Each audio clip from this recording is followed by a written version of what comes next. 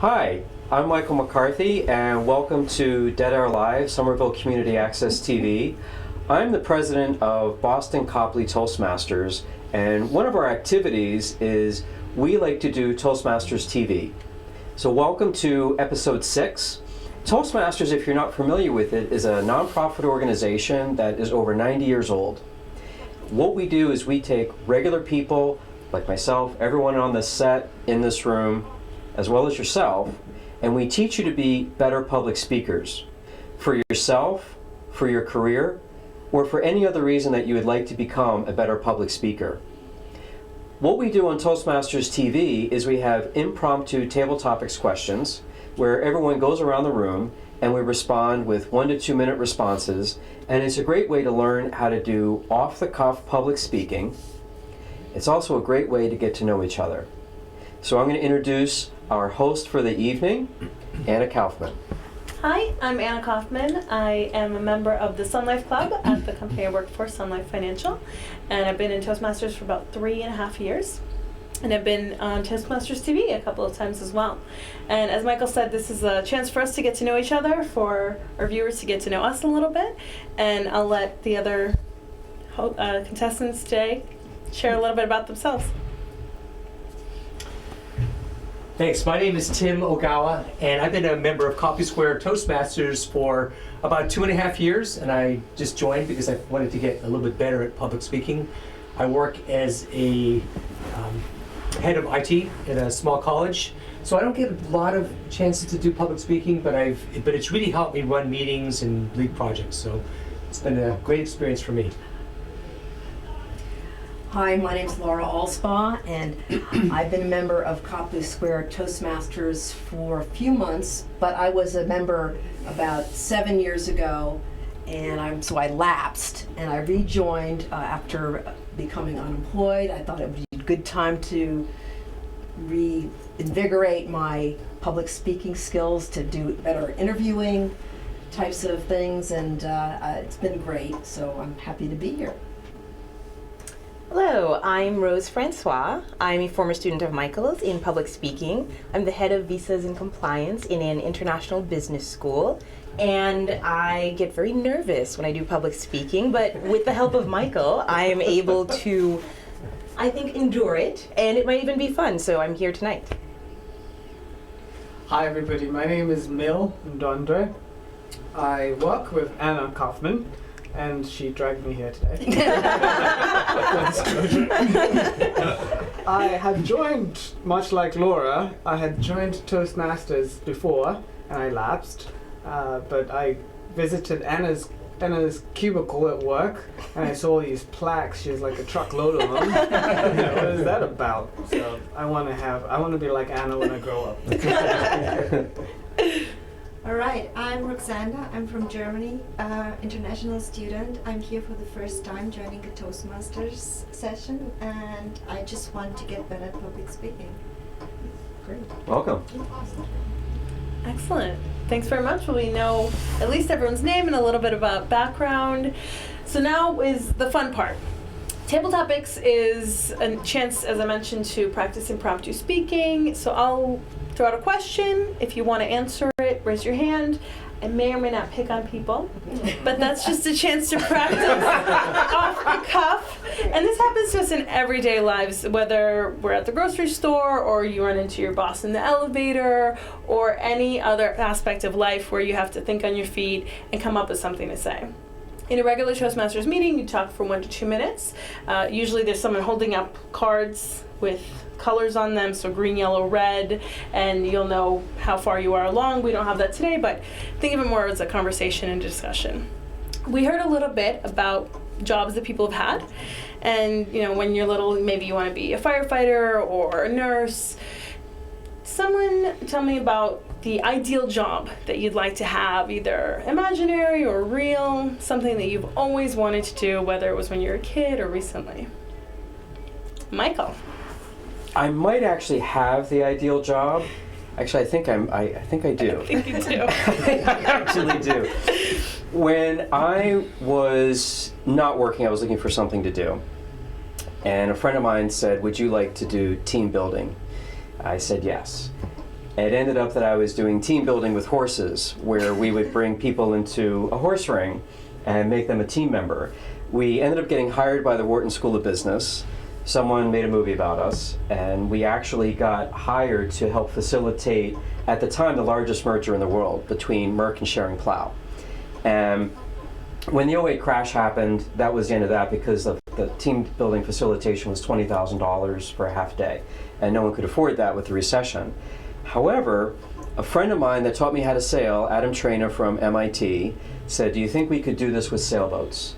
And I said, "I love to sail, let's try it." So we ended up retrofitting all of our team building exercises into a sailboat.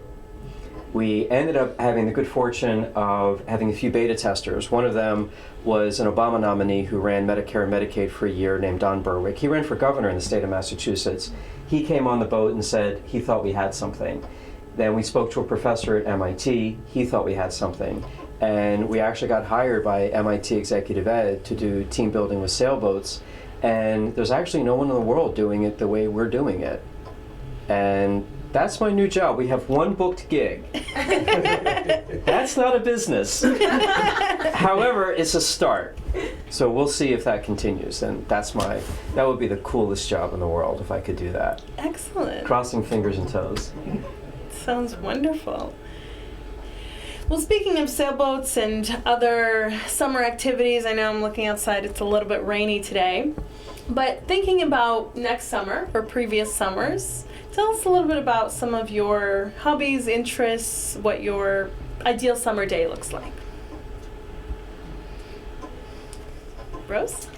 So my interest is better in the summer. So my hobby is to do Spartan races, obstacle courses, these types of things where you crawl in the mud, you jump over fire, go under barbed wire.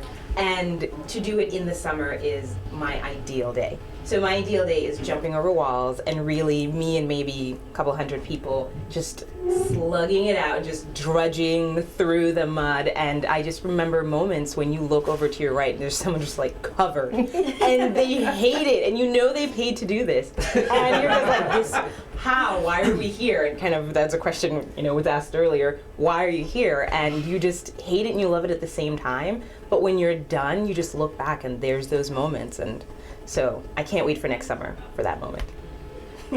That sounds like a summer day that I don't envy. So I'll see you there. And paying to be there, that's quite a commitment. I commend you for that. That's exciting. Any other sports that aren't quite as messy, maybe? A little quieter, maybe on the sailing side, or other sports, other times of year? Look. A few years ago, I decided that I needed a new activity, so I bought a bike, a nice road bike, and so one of my favorite activities is not very exciting, but at my age, it's kind of exciting because if I fall off a bike, it can be kind of painful. My daughter worries when I get on my bike and I go out for a 25-mile ride. I usually ride out towards Weston. It's a great day. It's great when it's a great day out. It's not so great when it's cold out, but I try not to fall, and I hadn't fallen at all. And then one day I'd done about 30 miles, and I was coming back into Cleveland Circle, and I was coming in from a completely different route than I normally do. And I've got the trolley tracks. I'm going parallel to them, and I'm about to turn left, and my tire gets caught in the trolley tracks, which is very dangerous. One of the most dangerous things that can happen, because if you're in traffic, people have been killed. Fortunately, it was light traffic. Nobody hit me. I got up unscathed, but I'm worried I might be pushing my luck, but I'm still going to get on my bike next summer. So. Excellent. Wonderful. Do we have more sports stories? Well, not sports per se, but summer. So I'm from Africa, and everybody makes jokes about Africa hot. So I love the heat of the summer, and I get to appreciate that a bit more when you live in Boston, especially after last winter. I feel like I'm still kind of recovering from one summer. I'm still chasing another summer that's just as exciting. I do know that I really liked desert heat, like really, really hot, drenching in sweat and sipping something a little cool. But out there pool party with David Guetta playing. That was the summer to remember. I went with my friend to Vegas, and we stayed there for a couple of days. Loud music, really, really hot weather, lots of water, everybody getting drenched in water. I think that's my favorite summer activity, pool parties and music. Nice way to sum that up. Yeah. Excellent. So my fun activities, not always in the summer, kind of combines a lot of what everybody's saying here, but I don't think it's quite as extreme as rolling around in the mud or teaching a class on a boat. But one of the activities I've really grown to love is going sailing. So what I've been doing, I learned how to sail, but I found that messing around with the wire or the ropes and all that wasn't quite as fun. So we found this thing where you could actually hire a sailboat, and they take care of every single thing. So basically, you're just having this like a pool party, except the pool is the ocean for a week, where people cook for you and sail for you. And if you want to try to sail yourself, you can do it. But I think it is a little bit, I think, that you're talking about. Like, it's not quite as crazy, but it's crazy enough for me now. So. Wonderful. Well, speaking of water, sports, and activities, I've been wanting to go on a cruise for a very long time, and I've heard people raving about it. So convince me which cruise I should go on. Rose. You need to go on Norwegian Cruise Lines. It is the best. So here's why. If you want to do whatever you want, whenever, and that's their slogan, whatever, whenever, it's amazing. There is unlimited food. I mean, the minute you wake up to midnight chocolate parties. It is amazing. You basically can do whatever you want. You can go jogging on the boat. You can go rock climbing. You can take a nap. There's relaxing things. You can go on massage. But I can't stress enough how amazing the food is. You just have to. And if you've never been on a cruise before, it will change your life. You had me at chocolate. Yes. Oh. So I've been on that same cruise. Probably Well, maybe not the same one, but what I want to give you advice on, or suggestion, is the destination. The one I went on was to Alaska, because I always thought, who's going to boat? It's going to be hot out. I know it's a lot of fun, but this one that we went on to Alaska was just the most amazing cruise, because first off, the food is great, and it is really around the clock. Like, you could just eat until you pass out. But the thing that was really amazing was just as you're cruising, you're not in the middle of the ocean just like looking at water. You're going hugging along the Alaskan shore, and you're seeing glaciers and the landscape, and then occasionally you'll pull over and dock and get out and walk around. But I was not sold on cruising, but after that I thought it was excellent. Do you have a cruising story, Mike? I've got a cruise for you. The Isabella II in the Galapagos. So you fly in. Gotta take notes. There are only 18 cabins, and if you go in May, that's mating season. And every day you take a small boat, you go to the island, and you look at all the animals. They have no predators, so they're not afraid of you. You will be literally walking over otters. You'll be seeing frigate birds. You'll be seeing blue-footed boobies. I actually stepped on a blue-footed booby, and I have a scar because it bit me. You'll see iguanas that are about that big, and you literally get right up in their faces. They also don't hurt you. At night, you then travel to the next island. So you get up in the next morning, and you only have, like I said, 18 to 20 cabins. When I went, you need to be aware if you're light-skinned. They said I was not allowed to go on any of the excursions unless I did SPF 100. And I didn't know they made SPF 100. But you look like a ghost. So all of my pictures of the vacation, everyone looked really good except me. It's like Casper the Ghost. So it was fun. And then you can also swim with the otters, and they come at you. They start to play chicken. And the interesting thing is that when they're done playing chicken with you, they bite you. And then you're like, oh, we're done playing with the otters. It's time to get back in the boat. But that was definitely my favorite cruise. Now I have at least two excellent options, so thank you for that. One of the skills of public speaking is persuasion and convincing others to take a point of view, so I think all three of you did an excellent job at that. well, we started on the topic of food a little bit, so I want to expand that a little bit more. Recently was Thanksgiving. Maybe some of us stayed local, some went to visit family elsewhere, but my family's Russian, so we combine a bit of the traditional American Thanksgiving food with Russian kind of home-cooked meals. So what does your family do for tradition, or how did you spend your Thanksgiving? Maybe some of the food traditions that you have. Anyone? No Thanksgiving stories? Mil? Well, where I come from, Thanksgiving is a little different. We don't call it Thanksgiving, actually, but it so happens that around December, everybody comes back either from school or from work, and they shut down workplaces for about 3 weeks. Nobody works. Everybody just goes to the village, visits with the family, and you get to spend some family time. And the choice dish, there's usually a goat involved, and it loses its life. Oh. Or if it's a large family, it's a cow. But it's not all sorts of different types of foods and whatnot. It's just lots of meat, specifically goat or beef, and it gets cooked by the fire, like you're actually roasting the meat. The whole experience of sitting around the fire and roasting the meat with family members. There are some other things like palishi and beaver that you guys don't know about. It's porridge and some greens in my language. But yeah, we do have some pretty interesting food traditions back in Swaziland. But the whole experience of just sitting around with the family is what's more important. Excellent. Now we're all getting hungry, for sure. Other Thanksgiving traditions or stories that you'd like to share? Any German Thanksgiving stories? No Thanksgiving stories from Germany. Unfortunately, no, we don't have that. Do you have a holiday that's similar? Not really similar. Christmas, but that's. What is a Can I typical compare it? Christmas in Germany like?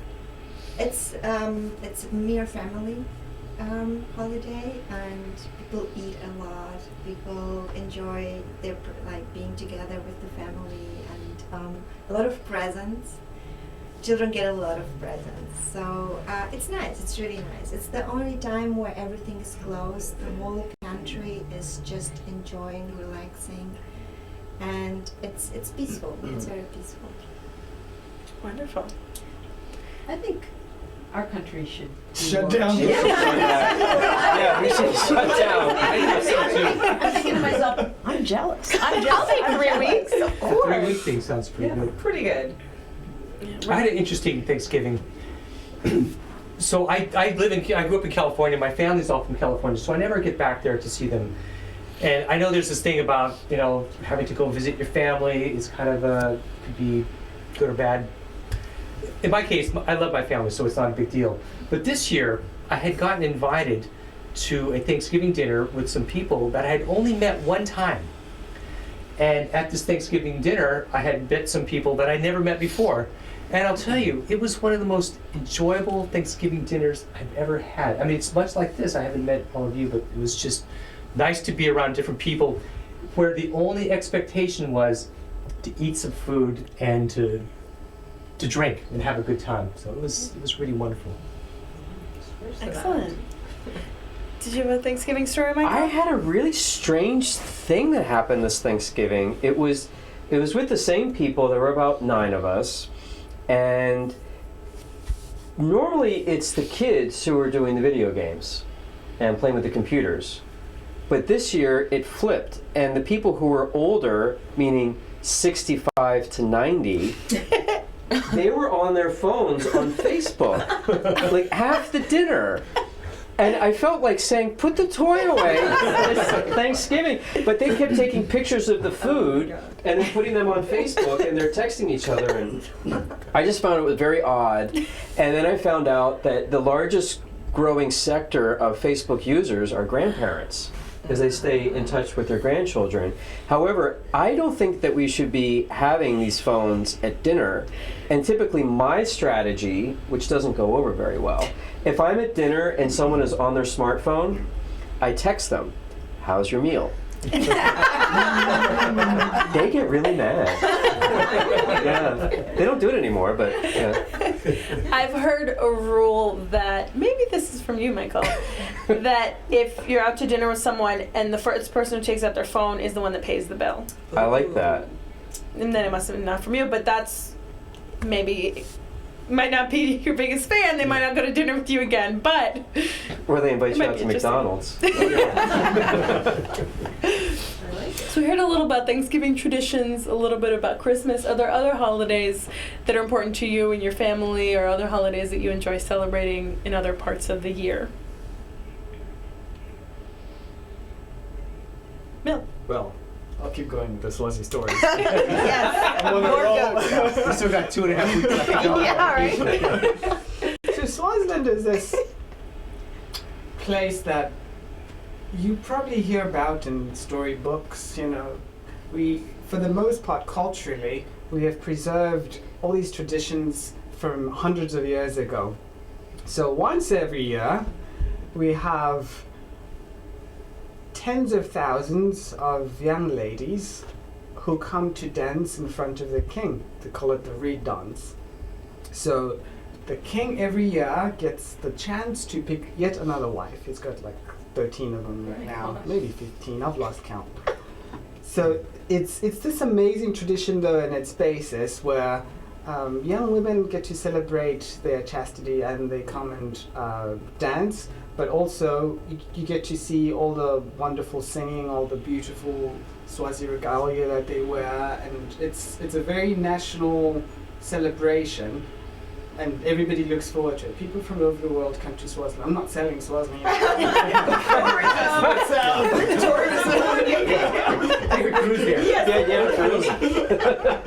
But it's a wonderful thing. I miss it because I haven't seen it in ages since I've been here for a decade now. I haven't seen the Swazi reed dance, and I think it's a beautiful thing. So does he have to pick a wife? What if he's like, maybe not this year? What if he doesn't like any of them? Among 10,000 though? That's picky. That's kind of picky. I'm sure I'll find. Well, let me look at myself.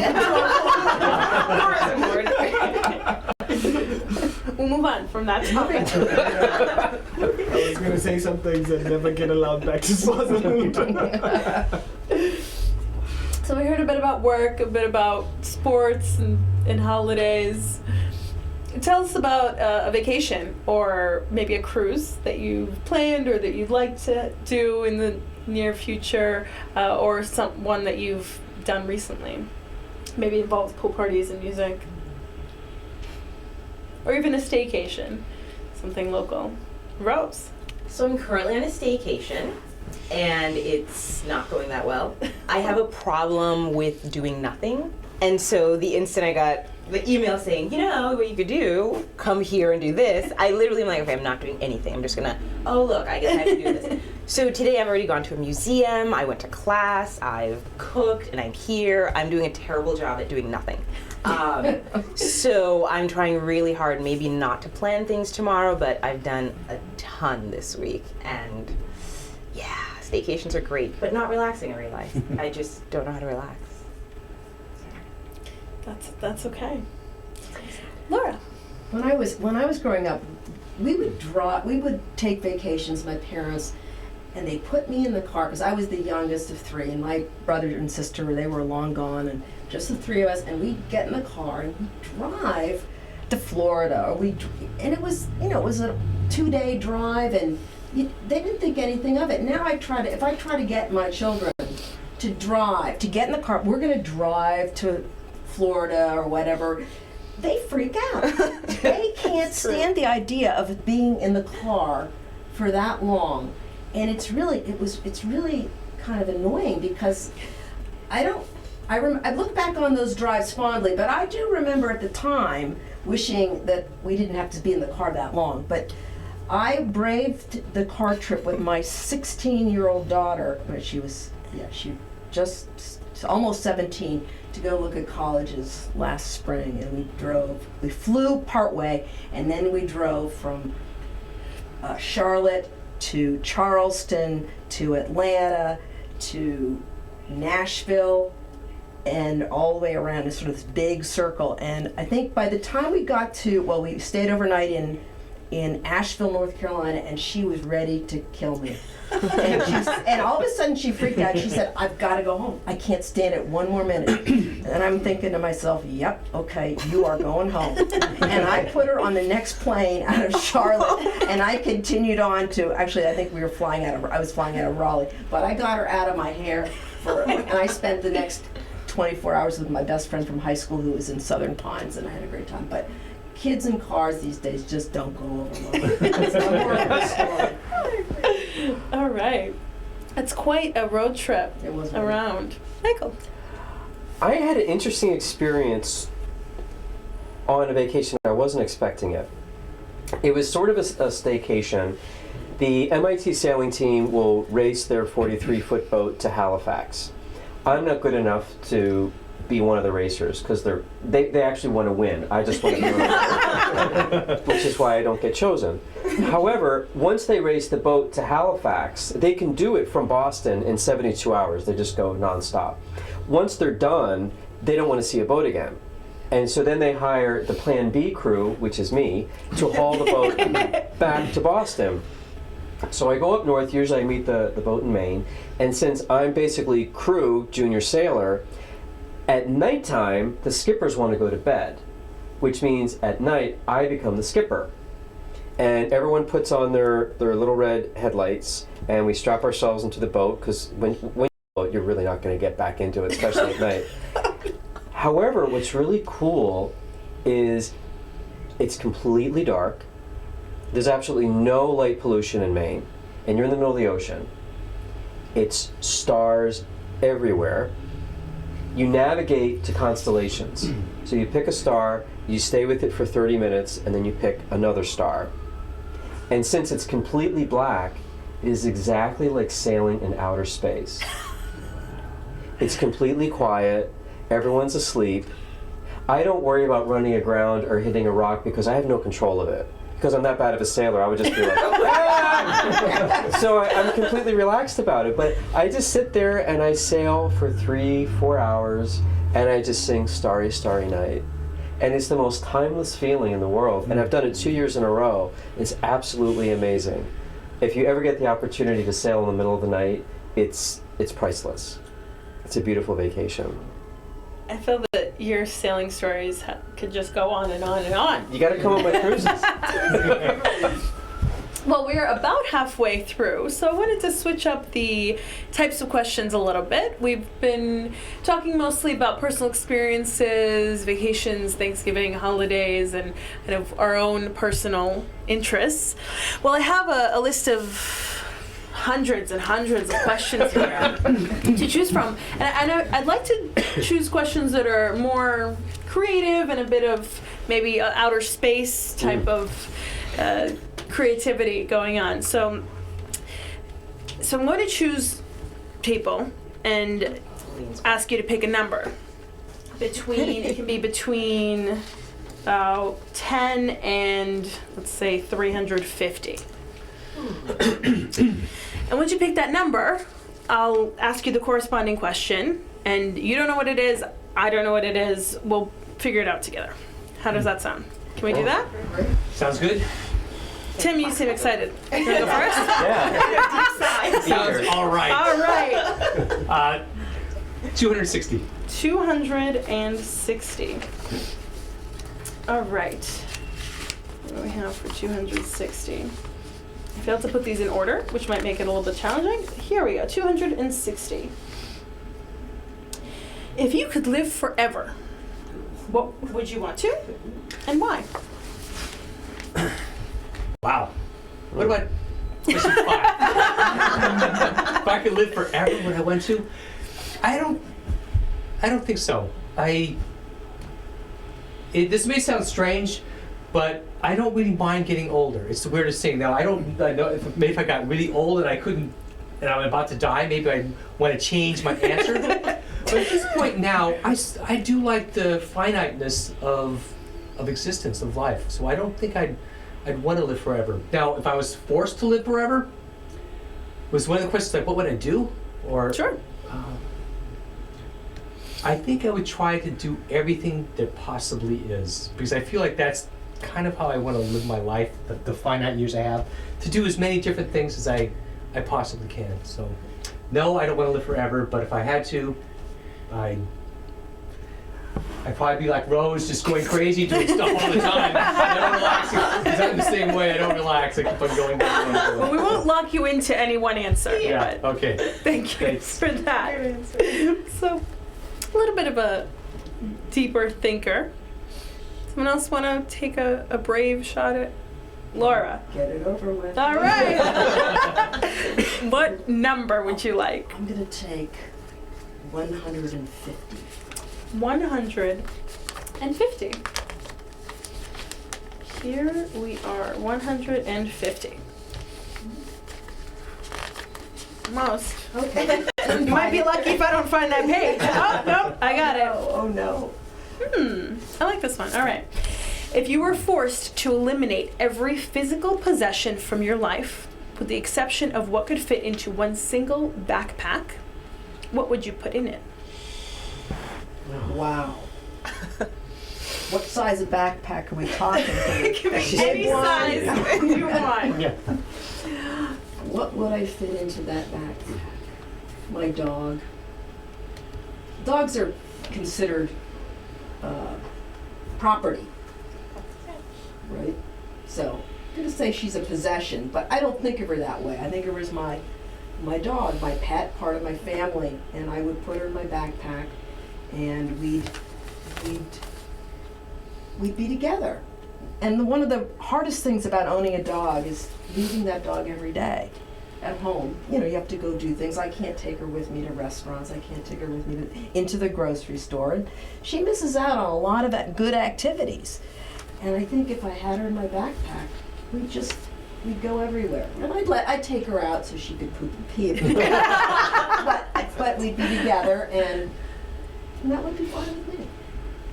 Does she come on your bike with you? Do you have a basket No, for her? she's Oh, too she's too large big. for Oh. that. she's about a 50-pound dog. Oh, So, fit. and she wouldn't be happy on the bike, no. No. I think that's a great choice for fitting into a backpack. All right. Anyone else? Rose. 324. 324. So now we know the challenge is first finding the number, and second is answering the question. What's a quick decision that you once made that changed your life? Great, of course I get this one. I make a lot of quick decisions, and I'm terrible at kind of reflecting. Recent quick decision, I guess, would be I went to a yoga retreat, and hippies, yay. But it was really good, and now I'm obsessed with yoga. So at the time, I just wanted to relax, and I just thought, let me do something that is out of ordinary. I do a lot of, as you can tell, high intensity things. I need to bring it way down all the time. Wake up and have chamomile. That's how I start my day. So going to a yoga retreat was quick but life-changing, at least learning how to center myself a bit more. Wonderful. I think we could all use a bit of that sometimes. Michael? Close your eyes and just pick one. All right. I like that approach. I don't have to look at any numbers.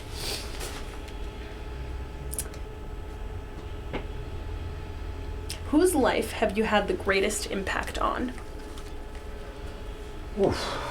Whose life have I had the greatest impact on? I raised my hand.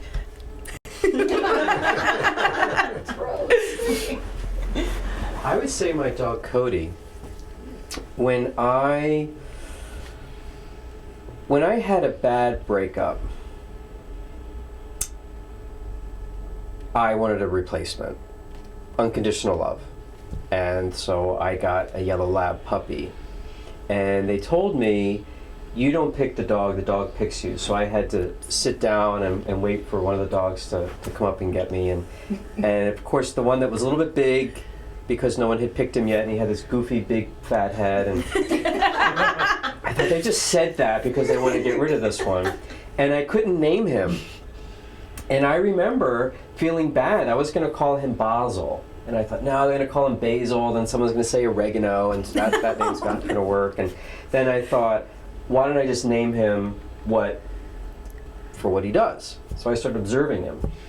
And he used to always nudge the bathroom door open and watch me go to the bathroom. And he followed me everywhere. And I said, you are so codependent, I can't even go to the bathroom by myself. And then I was like, oh, Cody, that's your name. That's how I named my dog.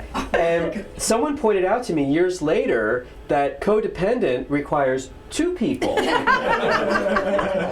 I couldn't be away from him, and he couldn't be away from me. And we were attached at the hip, and I at the time I owned a money management firm, and I worked from home. So he was always with me, and I would say that I impacted his life the most, but he also impacted mine as well. So because we were codependent, it went both ways. Excellent. Another true love story with a dog. I grew up with a dog, and it really can have a huge impact on you, and both ways. Who's next? All right. Me. Would you like to pick a number? I get to pick a number for you? All right. Making it easy for me. Okay.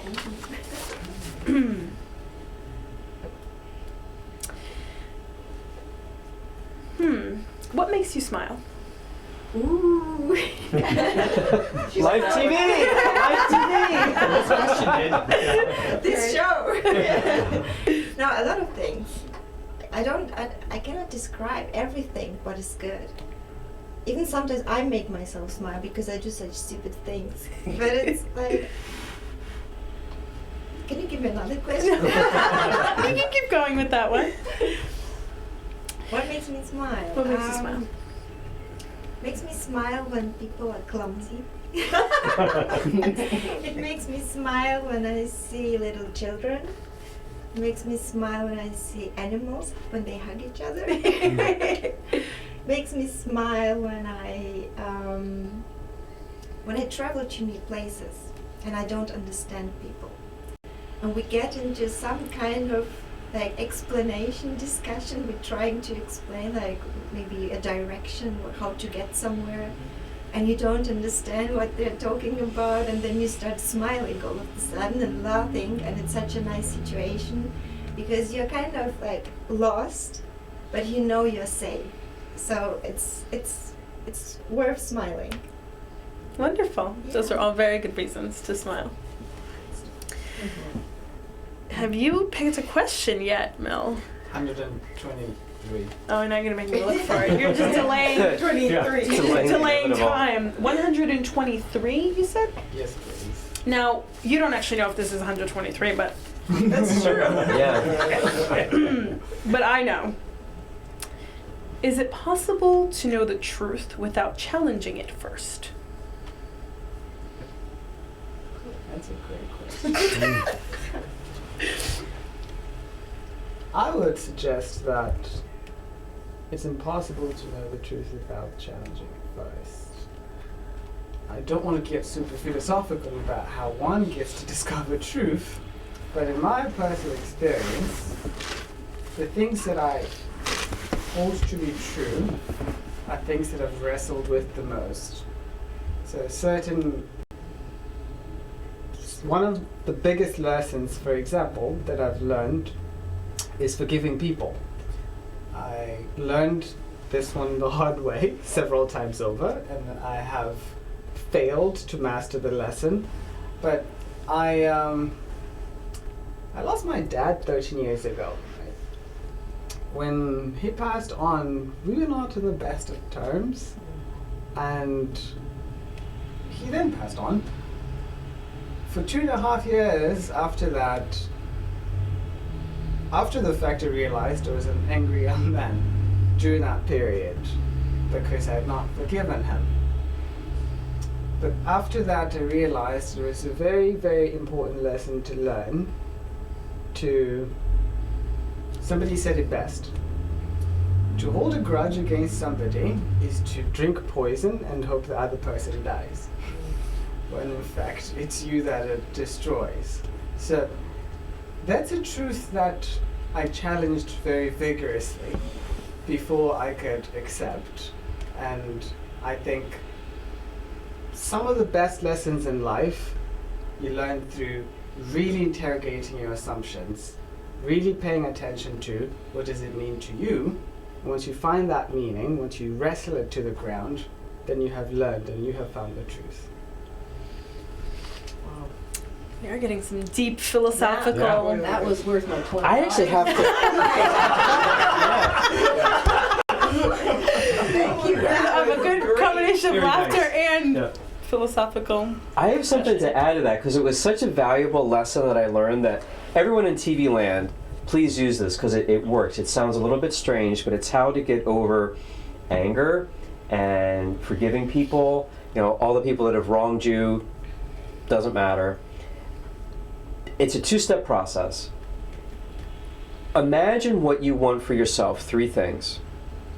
So for me, I want health, wealth, and peace of mind. So whatever your 3 are, you get those. Now take someone who's really angered you, completely done you wrong. They're completely in the wrong, you're completely in the right. You pray for them, and you pray that they get the 3 things that you want: health, wealth, peace of mind. I have found every single time I have done this, and it is hard to start. However, you may find that the person who has really angered you that you need to forgive has none of those things. And that's when compassion starts. And it's like, that's why they act like this, because they have nothing. And then forgiveness is easier. It works. You gotta try it. It totally, totally works. You do that 2-step process and you'll be like, wow, they don't bug me anymore. So give it a shot. Life lessons on Toastmasters Advice of the TV. day. Who needs a yoga retreat? Yeah. I'm like, namaste. You too. Good stuff. So we can go back to the funny music. Maybe we don't need to. Maybe we have more wisdom in the room, more life lessons to be shared. I want to hear about the Swaziland cruise. I want to go.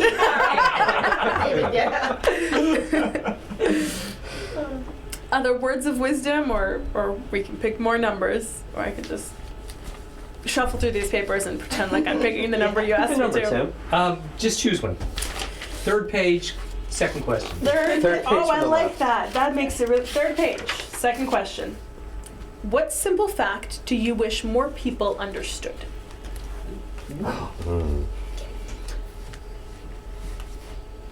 So one of the simple facts that I had researched this is that facts don't change people's minds.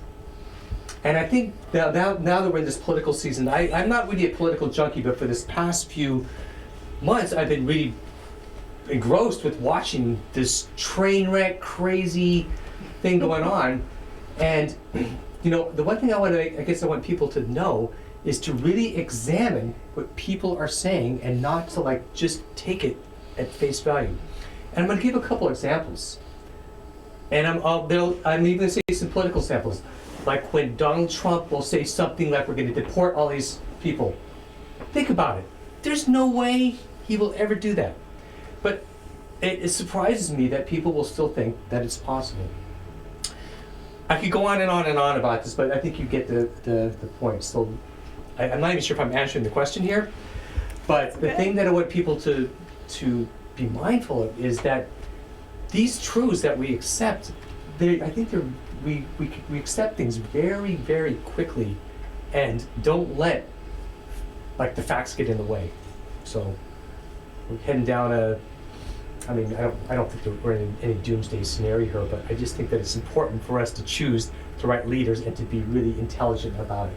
And to challenge before we accept the truth. Yeah. I'll tell you a secret, and this is for everybody here and anybody watching who will attend a Toastmasters meeting at some point. If you get a question that you're not sure how to answer, just kind of dodge it and answer something different. Talk about anything you want. That's an absolutely valid way to answer a table topics question. How to be a politician, right? Yes. Yes. Whether or not you answered my question, Tim, I don't even remember you what it had a point to make. Was it about You made vacation or it. And you're still speaking off the cuff. It's still a way to practice the impromptu speaking, so there's nothing wrong with that. I'll try that when my boss asks me if the project's done. Well, as a matter of fact, I did have a really great time on Thanksgiving. How was yours? All right, we have a few more minutes. We can have some more questions. Anyone else want to? Yes. All right. Should I pick one for you? I picked this time. Okay. 268. 268. Just the area code for Swaziland. Is it? Coincidentally. I'm still gonna Google this. Yeah. I don't even know where's. Hey, if Swaziland gets an influx of Toastmasters members, We know where it came from. we know why. 268. These could all be blank pages for all you know. All right, here we are. 268. What has been the most terrifying moment of your life thus far? Oh my god. That's a very hard question. Well, what fun would it be if it were an easy question?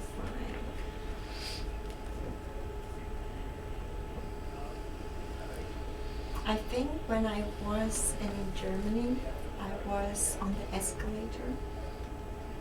And I remember an old woman was in front of me, and she, I don't know how you say it in English, she crushed or She fell? she fell. Beyond. Fell backward. Fell backwards. And I think this was the most terrifying moment because I never saw an old person falling like that. It went within seconds.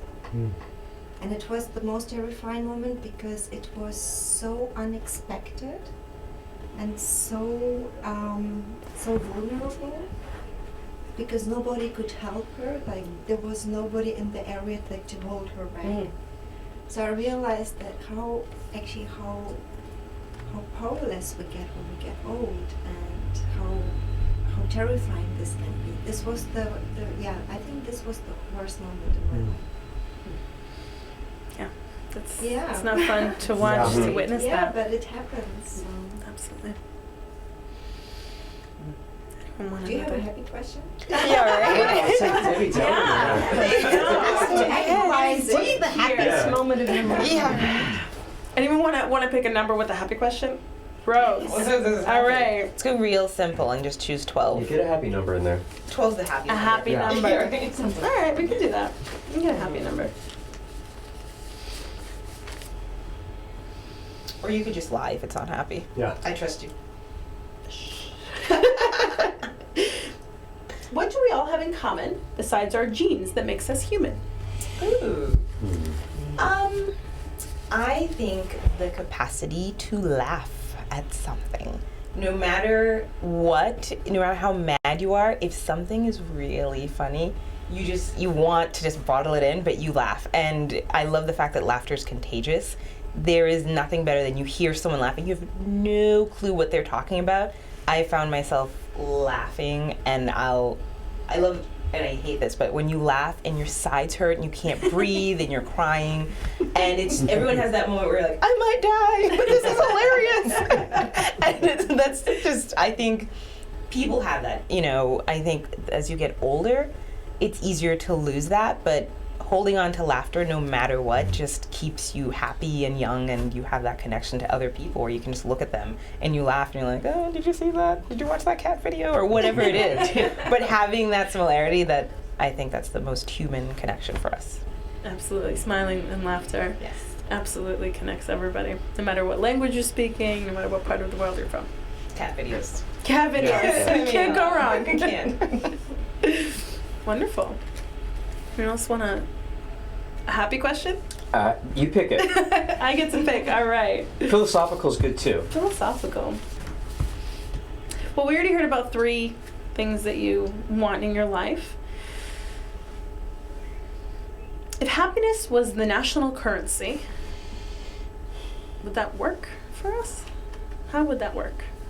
If happiness was the national currency, would that work for us? It's an interesting question because it makes it sound like happiness is the best thing, because most people consider money to be the best thing. I actually think contentment is what we're really looking for. Happiness is a bit of a burst, it's like a high, and it's a bit unsustainable. It's also something that we can take for granted. For example, I love being outside, I love the sunshine, and that's the exact reason why I never moved to San Diego. Because when I went there, every day was a sunny day, and I said, I'm going to stop appreciating this. So I don't know if happiness would be the currency. I think a better currency would be contentment. And I find that the best way to feel contented, and it's actually the most selfish thing in the world you can do, is to help other people. And I never was a person that volunteered a lot, but I have in the last few years. In fact, I've changed my career to teaching, and that's a form of volunteering. With my paycheck, it's my volunteering. There's no greater satisfaction than someone just saying thank you. It's huge. So I would say if the currency was contentment, then I think that would be the way to go. Excellent. And before we leave, because we only have about 8 minutes left in the show, for those of you who would like to be on our TV show, we do this every 8 weeks, or would like to be a part of Toastmasters, or would like to be part of our coaching program, we do 4 things that you can be involved in. If you look at the bottom of the screen, you go to www.meetup.com, and in the search bar, go to Boston Public Speaking. There are 4 opportunities for you. The first is Tuesdays at noon in Copley Square. We have a Toastmasters Club. Guests are welcome to come for free. Every Wednesday from 5:30 to 6:30 p.m., we have another Toastmasters Club for people who want to come after work. If you want to learn beginning public speaking and get customized coaching, that is Wednesdays 6:30 to 8:30. And if you want to be on this TV show, just take a look at the calendar and you'll see about every 8 weeks you can come to Somerville Community Access TV. And we also put this on YouTube, and it's a perfect way to get discovered, and it could be your next reality show. I bet you Kim Kardashian started out like this. It's possible. Well, So that's my pitch. And there are definitely Toastmasters clubs all over the area, so look for one that's local to you. Toastmasters.org, and just put in your zip code and you'll find exactly one close to you. So back to our show. Back to our questions. Let's end on some happy notes here. So Michael said the contentment should be the national currency, happiness maybe not so much. What do you think about having a different kind of currency or having something else as a form of exchanging? Other ideas? Tim, you look like you have some thoughts there. Well, I was just thinking that it would change this whole income distribution thing around if happiness was the currency. I don't think there would be a top 1%. Maybe there'd be a top 50%. I don't know. Then I'm going to be happier than you. That's right. Yeah. I got more happiness. Okay. Is that- Well, I guess that puts me in the bottom 49%. Yeah, I'm in the top. I'm going to be in the top 1%. But it's an interesting concept. All right. And as we wrap up, yes, Mel, thoughts on currency? well, this is not super creative. I think we should still retain money as is, and because in its basic form, money is just a form of exchange of value, right? The thing, though, that I think the question speaks to as well is, what are we trying to maximize in our endeavors? Because clearly, the profit motive unhinged could cause some problems, as we've experienced in the recent past. So the issue there is, how do you balance that with something a bit more purposeful? I was talking to Tim earlier about the Den Pink book Drive. It talks about what motivates people, what gets people engaged. He offers 3 things. He says people want to be autonomous, want to be self-driven. people want to master something, people want to be good at stuff. So programmers will like keep working on their programming just to be better at it. Musicians will play an instrument without getting paid for it because they just want to get better at it. And then the other part, he talks about this purpose motive. He talks about companies that have these ideas that transform the way we live. Putting the ding on the universe, Steve Jobs. People gravitate towards something like that. So I think the more we shift towards thinking about higher transcendent purposes in our commercial activities, I think the more we can add more value in a larger sense to the world. But money is not intrinsically bad. I want a lot of it. But I think it'd be helpful to our psyche, to our collective psyche, to start thinking about some of the larger problems in the world that cannot be transacted necessarily. We've gotten philosophical, Yeah. we've gotten funny, we've gotten personal here. But you know what we haven't gotten is questions for you to answer. Oh, We have 3 minutes left, and I have a question sounds like for you. one table topic. There you go. Turning the table. Do you need a list? No, I'm good. I have a question for you, and if you guys have questions later, let's put Anna to the grill. Please Here's do. my question: how are you like your parents? In more ways than I'd like to admit. I am like my mother in many ways. I grew up with my mother being my main caretaker, and I was very close to my grandparents as well. There are some days and some actions that I take that I have to step back for a moment and realize that's exactly what my mother would do. That's exactly what my mother would say. And sometimes it's a little bit jarring, but most times I'm proud of that. Most times I'm happy, I'm content that that's the case because I've learned a lot from my mother. I've learned strength, persistence, resilience, independence. I've learned a lot of great traits from her. And growing up in a household where she was working, going to school, taking care of 2 daughters, and still found time to live her life was very inspirational. It's the times where I'll say something or do something where I think, I don't really want to be like my mother in that sense. But you take the good with the bad. And we've formed a close relationship, and I often go to her for advice. And a lot of times I know what she'll say already, but it's very nice to know that I have her to bounce ideas off of. Cool. Who's got a question for Anna? Yeah. You get to ask me questions all day, Mel. How do you handle the Boston winters? The last winter. With the difficulty. Boston winters are tough, and my car probably handles them worse than I do. I have a rear-wheel drive 2-door Chevrolet Camaro, and she doesn't like the snow. I think she's allergic, actually, to the snow. So I have to do 2 things. I have to get winter tires, which help a bit with the traction, and with a rear-wheel drive car, there's not as much force in the front, so it gets really difficult to drive. And the second thing I have to do is I have this 70-pound bag of sand that I keep in my storage unit, and I have to put that in my trunk so that it weighs down the back. Oh my gosh. So I can actually get somewhere.